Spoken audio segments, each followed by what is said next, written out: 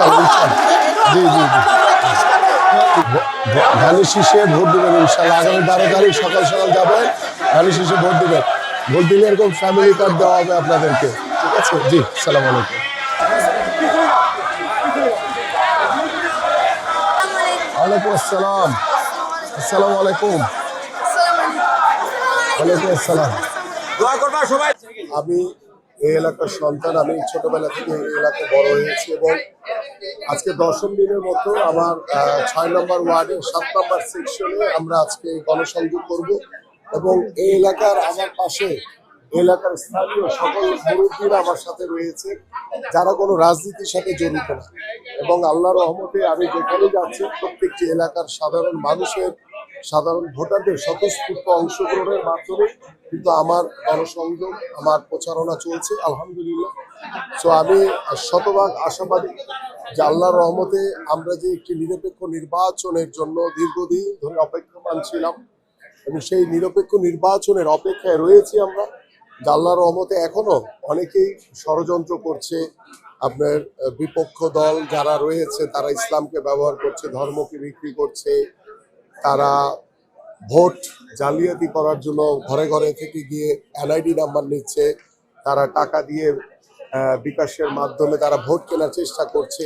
এই ধরনের বিষয়গুলো যদি আমরা টোটালি যদি কঠোরভাবে দমন করতে পারি, তাহলে আমি বিশ্বাস করি যে সাধারণ মানুষ স্বতঃস্ফূর্তভাবে তারা ভোট প্রদান করার জন্য প্রত্যেকটি কেন্দ্রে আসবে এবং নাগরিকদের যদি আমরা আশ্বস্ত করতে পারি যে না, একটি অবাধ সুষ্ঠু নিরপেক্ষ নির্বাচন হবে এবং সেই নির্বাচনের মাধ্যমে একটি জনগণের সরকার প্রতিষ্ঠিত হবে, আমি মনে করি যে বাংলাদেশের ইতিহাসে দীর্ঘ 17 বছর মানুষ ভোট দিতে পারেনি, একটি ভোট বিপ্লব হবে আমি বিশ্বাস করি এটি। এবং আমার কাছে মনে হয় যে প্রত্যেকটি সাধারণ মানুষ যারা 24-এর গণঅভ্যুত্থানকে ধারণ করে, যারা 90-এর গণঅভ্যুত্থানকে ধারণ করে, যারা মহান স্বাধীনতা যুদ্ধের 71 সালের মহান স্বাধীনতা যুদ্ধকে যারা ওন করে, সেই মানুষগুলো কখনোই আমার মনে হয় না যে তারা কোনো ষড়যন্ত্র বা কোনো বিশৃঙ্খলাকে প্রশ্রয় দিয়ে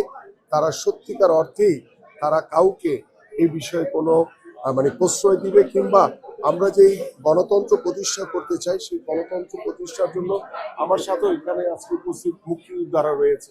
এটা আলহামদুলিল্লাহ যে মুক্তিযোদ্ধাদের অংশগ্রহণের মাধ্যমে আমরা একটি পরিপূর্ণভাবে একটি গণতান্ত্রিক বাংলাদেশ এবং পরিপূর্ণভাবে আমরা 24-এর গণঅভ্যুত্থানকে ধারণ করে আমরা সর্বাত্মকভাবে চেষ্টা করছি যে একটি অবাধ সুষ্ঠু নিরপেক্ষ নির্বাচনের মাধ্যমে যাতে আমরা আমাদের এই 12ই ফেব্রুয়ারি ত্রয়োদশ জাতীয় সংসদ নির্বাচনটা যাতে অনুষ্ঠিত হয়।